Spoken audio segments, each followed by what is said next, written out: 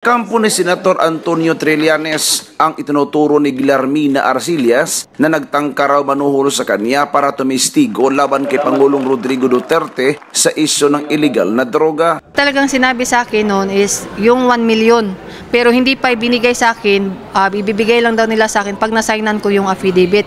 Nakausap pa raw niya sina Trillanes at Senator Leila de Lima sa isang kumbento sa Makati kung saan daw siya pansamantalang pinatira. Pero nakonsensya raw si Arcillas kaya hindi pinirmahan ang affidavit.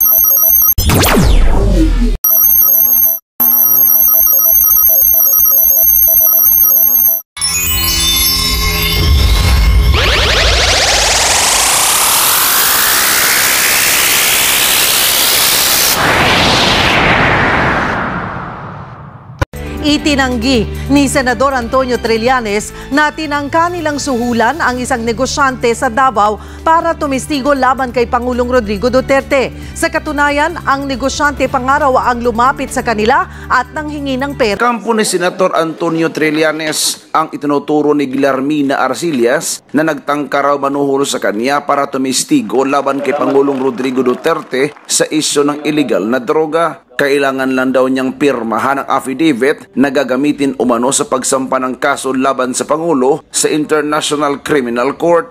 Talagang sinabi sa akin noon is yung 1 million pero hindi pa ibinigay sa akin, ibibigay lang daw nila sa akin pag nasaynan ko yung affidavit. Nakausap pa raw niya sina Trillanes at Senator Leila de Lima sa isang kumbento sa Makati kung saan daw siya pansamantalang pinatira. Pero nakonsensya raw si Arcillas kaya hindi pinirmahan ang affidavit. Tahasa namang itinanggi ni Trillanes ang aligasyon ni Arcillas.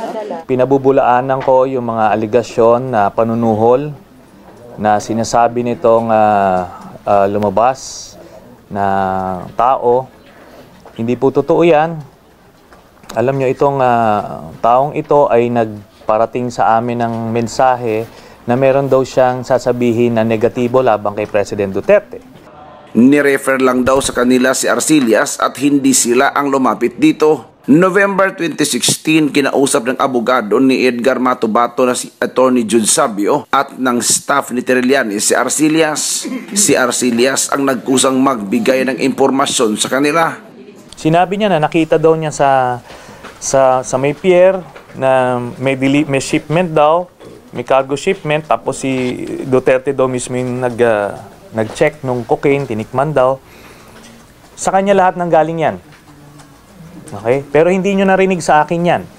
Hindi raw inilabas ni Trillanes ang impormasyong ibinigay ni Arcillas dahil di nakapasa sa kanilang screening para maging testigo. Giit din ng senador, hindi sila nag-alok ng pera. Si Arcillas daw ang nanghingi ng pera sa kanila. Hinala ni Trillanes, ipinain lang si Arcillas sa kanilang grupo dahil baka sakaling kagatin nila ito. So, sa akin, ano yan? It's a propaganda game that they're playing, but I'm going to burn them. Itong grupo nila Duterte, alam niyo yung mga ganyang tactics, lahat ng dirty tricks, ginagawa na nila.